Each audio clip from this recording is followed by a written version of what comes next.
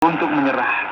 Ia memberikan mereka sebuah peringatan keras akan bahaya dari kemurtadan yang telah disebutkan di dalam pasal 6. Sebab jika kita sengaja berbuat dosa sesudah memperoleh pengetahuan tentang kebenaran, maka tidak ada lagi korban untuk menghapus dosa itu.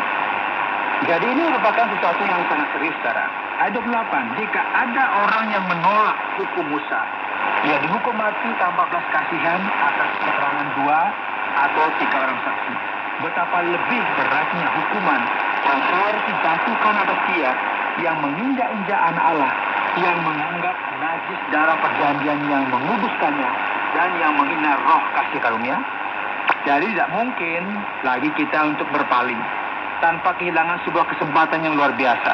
Tidak mungkin lagi untuk kita murtad dari iman dan kemudian bisa kembali lagi. Oleh karena itu, firman Tuhan berbicara dengan jelas.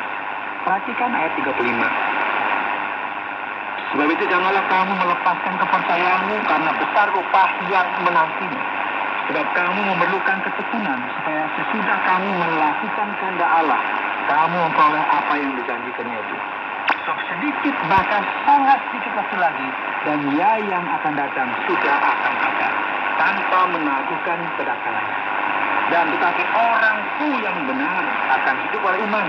Yang ini Habakuk 2 ayat 4. Dan apabila ia mengundurkan diri, maka aku tidak berkenan kepadanya. Jadi dari sudut pandang ini, penulis dari kitab Ibrani menunjukkan kepada kita pentingnya untuk kita gigih. Dan ia juga akan berkata bahwa realita ini adalah realita dalam perjanjian lama juga. Khususnya dengan tanda utama akan ketekunan ini, yang adalah iman itu sendiri. Perkataannya sangat positif, sebagaimana dituliskan dalam bagian akhir dari pasal 10 ini.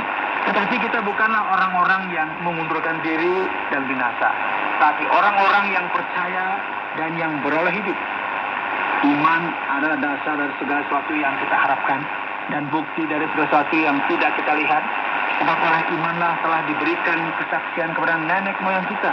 Karena iman kita mengerti bahwa alam semesta telah dijadikan oleh firman Allah, sehingga apa yang kita lihat telah terjadi dari apa yang tidak dapat kita lihat. Ini rahasia yang luar biasa untuk bisa mengatasi bahaya penganiayaan, bahaya untuk menyerah dan menjadi tawar hati. Adalah untuk kita melihat pada sebuah galeri yang luar biasa, yaitu semacam museum yang kita bisa masuk ke dalamnya dan melihat apa yang telah terjadi pada masa lampau, di mana beberapa wanita dan pria Allah telah berkemenangan dalam iman, dalam perjanjian lama, yang telah mempraktekkan imannya, yang telah meyakini imannya, berpengharapan dan yakin akan apa yang tidak dilihatnya. Jadi penulis Ibrani mulai menyebutkan masa lampau yang luar biasa ini, dengan mulai menuliskan para pahlawan di masa lampau. Orang-orang yang sebenarnya bukanlah pahlawan, namun yang adalah orang-orang yang lemah, namun mereka ini berkemenangan oleh karena iman mereka. Disebutkan mulai Habel, Henokh, Nuh, yang oleh karena iman telah membuat batra dan menghukum dunia, dan ia ditentukan untuk menerima kebenaran sesuai dengan imannya. Orang pertama dalam sejarah melalui iman Abraham juga telah berkemenangan juga, dan tidak hanya karena ia taat kepada Allah, mentaati panggilannya, namun juga karena bersama dengan Sarah ia mendapatkan anak yang dijanjikan itu. Kemudian ayat 13, dalam iman mereka semua ini telah mati sebagai orang-orang yang tidak memperoleh apa yang dijanjikan, tetapi yang hanya dari jauh melihatnya dan melambai-lambai kepadanya, dan yang mengakui bahwa mereka adalah orang asing dan pendatang di bumi ini.